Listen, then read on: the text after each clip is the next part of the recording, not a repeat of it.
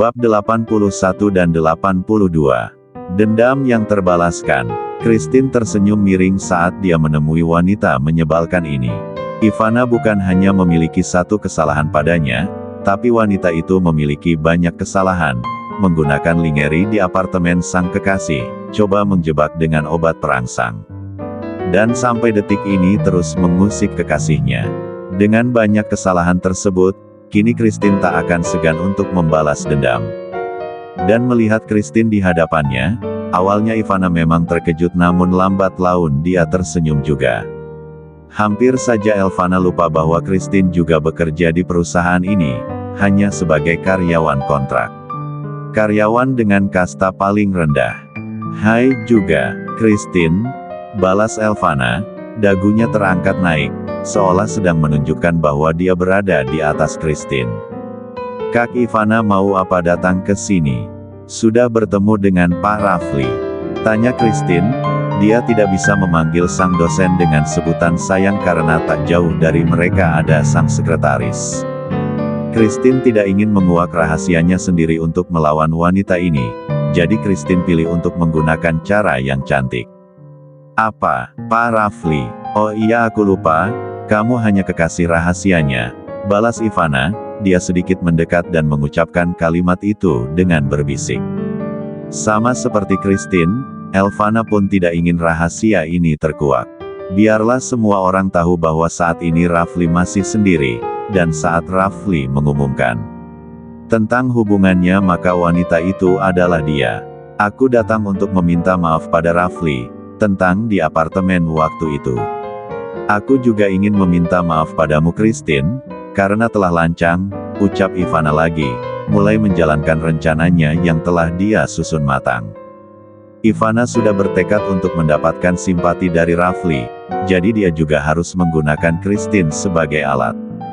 Ivana akan coba berteman juga dengan Christine juga, sampai lambat laun dia akan menghancurkan hubungan Rafli dan Christine secara perlahan. Namun Ivana tidak mengenal Christine dengan baik, meski wajahnya terlihat polos, tapi sesungguhnya Christine memiliki sifat yang lebih licik. "Apa aku tidak salah dengar? Kak Ivana meminta maaf," balas Christine. Maafkan aku ya, aku harap setelah ini kita bisa menjadi teman." "Aku sedikit terkejut mendengar permintaan maaf itu, tapi aku akan coba untuk mempercayainya," balas Christine. Ivana tersenyum kecil, mudah sekali menaklukkan anak ini. Christine juga pasti sangat mudah untukku bodoh-bodohi, batin Ivana.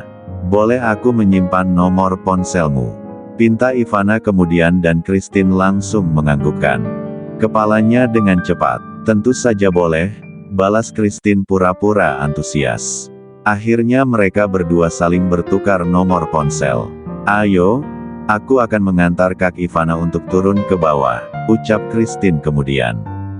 Mereka berdua jalan beriringan meninggalkan tempat tersebut, sampai tiba di depan pintu lift. "Terima kasih Christine, kamu memang sangat baik. Wajar saja jika Rafli sangat mencintai kamu." "Lia, Pak Rafli memang sangat mencintai aku, karena itulah Pak Rafli menolak perjodohannya dengan Kak Ivana," balas Christine. Dia tersenyum lebar seolah kata-katanya tidak menyakitkan. Padahal kata itu benar-benar membuat Ivana merasa geram. Namun yang bisa Ivana tunjukkan hanyalah senyumnya yang hambar. Mereka berdua lantas masuk ke dalam lift bersamaan. Christine menekan tombol dengan angka 1 untuk menuju lobi. "Semenjak Oma meninggal, apa kamu sering berkunjung ke rumah Rafli?" tanya Ivana, memulai pembicaraan. Sebuah pertanyaan yang membuat Christine merasa tak nyaman, karena setelah Oma meninggal dia memang belum lagi bertandang ke rumah itu. "Mama Indah jadi kesepian setelah Oma meninggal, beliau jadi sering sekali menghubungi aku," kata Ivana lagi. Dan Christine hanya mampu tersenyum saat mendengar kalimat itu. Aku bisa memahaminya," balas Christine.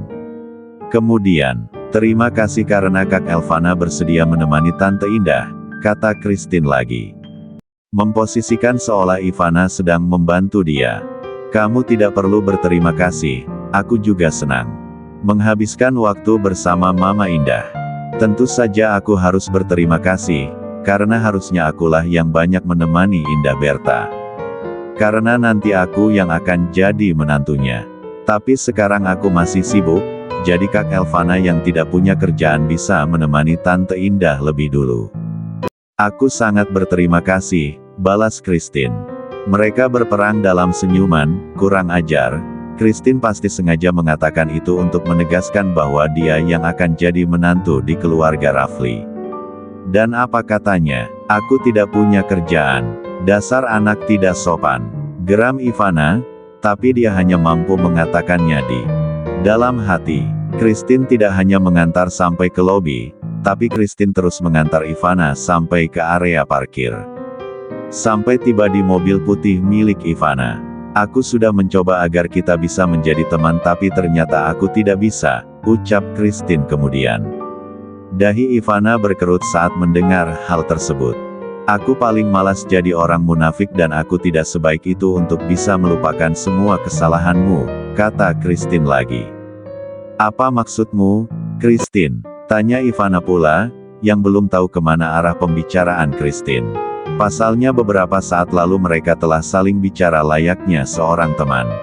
Dan saat itu juga Christine memberi isyarat agar Laura keluar dari tempat persembunyian. Sejak tadi Laura telah menunggu kedatangan kedua wanita di salah satu sudut, dan saat Christine memanggilnya dia langsung datang dengan membawa satu ember berisi air kotor. Air cucian piring yang dia dapatkan dari kantin perusahaan. Tidak usah sok bersandiwara jadi orang baik, aku bahkan bisa melihat kelicikan dari sorot matamu, kata Christine. Ivana langsung cemas sendiri saat melihat Christine memanggil salah satu temannya. Apa yang mau kamu lakukan? Tanya Ivana dengan was-was. Christine kemudian mengambil ember di tangan Laura dan langsung menyiram Ivana menggunakan air tersebut. Biar, pekik Ivana, kuat sekali. Namun sekarang di area parkir tidak ada siapapun kecuali mereka bertiga. Jangan sok cantik, sok tidak tahu apa-apa, dulu kamu membuat kami basah dengan genangan air jalanan, jadi sekarang kami membalasnya. Ucap Laura, ikut buka suara, jiwa barbarnya tak mampu dia kendalikan. Laura paling suka keributan dan perkelahian seperti ini. Kurang ajar kalian, bentak Ivana. Dia bahkan mengangkat tangan kanannya hendak menamparkan Christine, namun dengan cepat Christine mampu menahan tangan tersebut. Jangan dibanting Christine, dorong saja, ucap Laura. Cepat-cepat, takut Christine hilaf. Dan mendengar ucapan Laura tersebut, Christine langsung mendorong Ivana dengan sangat kuat, sampai Christine akhirnya jatuh tersungkur di aspal. Bukan hanya Ivana yang menjerit, tapi Laura juga. Karena saking terkejutnya, aku dan Pak Rafli tidak sudi memiliki teman seperti dirimu, jadi jangan pernah tampakkan dirimu lagi di hadapan kami. Titah Christine. Aku akan membalas semua perbuatanmu ini. Aku akan mengatakannya pada Mama Indah. Rafli tidak mungkin menikah dengan wanita barbar seperti dirimu. Pekik Ivana. Laura langsung melek, sontak bengong mendengar ucapan tersebut. Kalimat di bagian, Rafli tidak mungkin menikah dengan wanita barbar seperti dirimu. Christine yang tidak ingin pembicaraan ini makin panjang, langsung pergi dari sana. Tapi sebelumnya dia kembali menyiram Ivana dengan sisa-sisa air yang ada di dalam ember. Kurang ajar, awas kamu Christine, pekik Ivana. Kini, tubuhnya begitu basah dan kotor. Christine tunggu dulu. Apa maksud ucapan wanita itu tadi? Tanya Laura di antara langkah mereka yang kembali masuk ke perusahaan. Ucapan yang mana? Kamu mau menikah dengan Pak Rafli? Kamu salah dengar. Jangan bohong, bentak Laura. Dia bahkan refleks menahan tangan Christine agar berhenti. Aku tidak mungkin menikah dengan Pak Rafli sekarang, ucap Christine kemudian. Kalian pacaran? Christine terdiam sesaat, sebelum akhirnya dia mengakui semuanya, sebab tak punya alasan lagi untuk mengelak. Lia, jawab Christine singkat. Setelah Christine dan temannya pergi, Elvana makin berontak menunjukkan kekesalannya.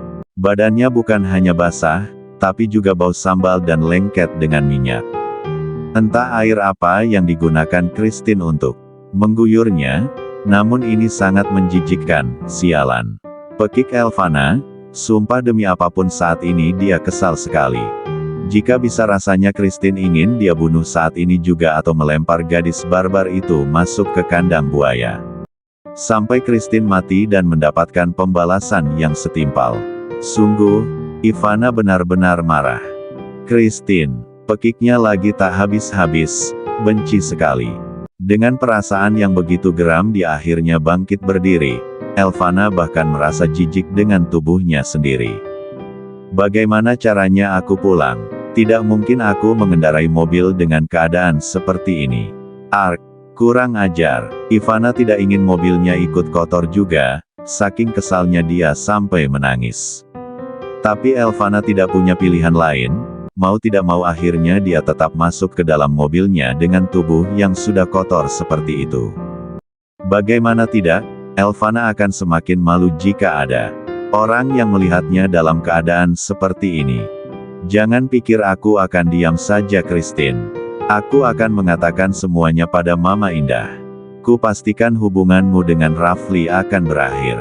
Tekadnya dengan sungguh-sungguh. Dan di saat Elvana meninggalkan area parkir tersebut, Christine dan Laura justru masih tinggal di salah satu sudut. Langkah mereka berdua terhenti di sana, sebab masih membicarakan sesuatu yang sangat serius. Laura sangat tercengang saat mendengar jawaban sang sahabat atas pertanyaannya. Pertanyaan apakah Christine dan Pak Rafli sesungguhnya tengah pacaran? Apa? Tanya Laura dengan suara yang terdengar gagap. Keterkejutan yang dia rasakan sampai tak mampu diucapkan dengan kata-kata. Jawaban singkat Christine tersebut membuatnya nyaris terkena serangan jantung. Lia, aku dan Pak Rafli memang pacaran, balas Christine, makin mempertegas jawabannya sendiri.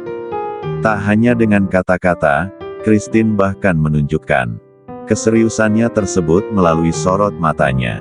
Astaga, astaga, astaga, ucap Laura seraya menyentuh jantungnya yang berdegup. Mengulang kata astaga sampai 3 kali. Ingin tidak percaya tapi Christine mengungkapkan semuanya dengan sungguh-sungguh. Kini Christine bahkan terkesan menatapnya dengan tajam. Bagaimana bisa? Kamu dan Pak Rafli? Ini mustahil Christine.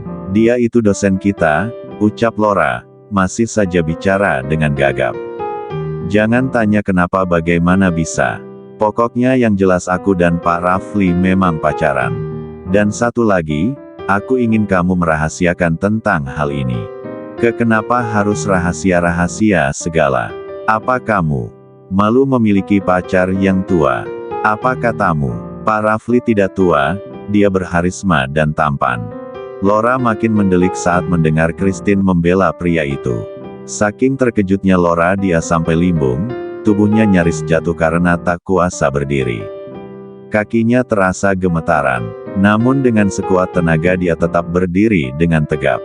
Jangan banyak tanya, pokoknya kamu harus tetap merahasiakan hubungan kami, paham? Tanya Christine. Suaranya penuh dengan penekanan. Di saat Laura terkejut dan gugup, Christine justru menatapnya dengan tajam. Jika kamu sampai membongkar rahasia ini, aku akan membuat hidupmu sulit seumur hidup. Aku akan membuatmu ditolak untuk bekerja di perusahaan manapun, ancam Christine lagi dan membuat Laura menelan ludahnya dengan kasar. Astaga, kamu sudah terlihat seperti pemeran antagonis di sebuah novel, balas Laura. Dadanya naik turun, tanda nafasnya sudah tidak stabil, terkejut sampai membuat jantungnya berdegup cepat. Laura seolah baru saja menyelesaikan lari mengelilingi lapangan. Jangan mengalihkan pembicaraan, katakan bahwa kamu tidak akan mengatakan rahasia ini pada siapapun, termasuk Ranti, kata Christine lagi dan Laura hanya bisa mengangguk pasrah. Mengetahui rahasia ini bukannya merasa senang, Laura malah merasa tertekan. Pasalnya terkadang mulutnya tidak ada rem, dan sekarang tiap kali dia ingin menggibah jadi harus ditahan. Sebab kabar fantastis ini tak boleh dia bagi pada siapapun, termasuk Sheila yang selama ini jadi sahabatnya. Bahkan sahabat sebelum dia berteman dengan Christine. Bagus, mulai sekarang aku akan mengawasi kamu. Ancam Christine lagi. Berhenti menatapku dengan tatapan tajam seperti itu.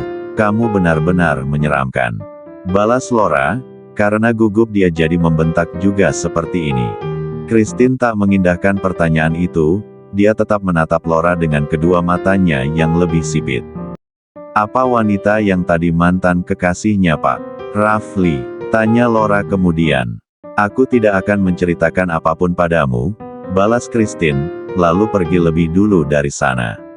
Membuat Laura frustasi sendiri, sebab dia ingin tahu banyak hal, tapi Christine pelit informasi. Tunggu dulu Christine, jangan buru-buru, ucap Laura. Mereka berjalan beriringan kembali masuk ke perusahaan. Sejak kapan kalian pacaran? Tanya Laura lagi, sumpah dia ingin tahu semuanya, rasanya sangat penasaran sampai ingin mati. Jangan bertanya seperti itu, sudah kubilang untuk merahasiakan semuanya. Balas Christine, dia bicara dengan berbisik namun penuh penekanan. Pasalnya saat ini mereka sudah berada di lobi dan banyak karyawan lain yang mereka temui. Aku tidak percaya kamu pacaran dengan Pak Rafli, sumpah aku tidak percaya, bisik Laura pula, dia sampai memeluk lengan Christine demi kelancaran bisik-bisik mereka. Kini Laura dan Christine sudah berdiri di depan pintu lift, menunggu pintu tersebut untuk terbuka. Laura tidak puas hanya dengan kata-kata dari Christine, rasanya dia butuh bukti yang lebih kuat. Jadi tak akan tanggung-tanggung untuk menyembunyikan rahasia ini. Jika hanya kata-kata dari Christine saja, Laura merasa seperti dibohongi. Percuma menyimpan beban yang tidak berarti. Namun Christine sungguh risih dengan semua sikap Laura tersebut, dia berusaha melepaskan pelukan Laura di lengannya. Lepas Laura, kamu membuatku risih. Tunjukkan dulu padaku bahwa kamu dan Pak Rafli memang memiliki hubungan, baru aku bisa percaya dan bersedia menyembunyikan rahasia ini. Bisik Laura, saking semangatnya dia berbisik Laura sampai tak sadar jika sesekali munyungnya mencium telinga Christine. Lepas, tidak mau, tolak Laura kukuh, bahkan memeluk semakin erat. Mereka berdua tidak sadar jika di belakang keduanya ada Aston dan Gionino yang hendak menemui Rafli. Dua pria tampan itu sontak saling pandang, mulutnya memang terdiam tapi mereka memiliki pemikiran yang sama. Ternyata mereka memang lesbian, pikir Aston dan Gionino. Lalu sama-sama mengangguk mengiyakan.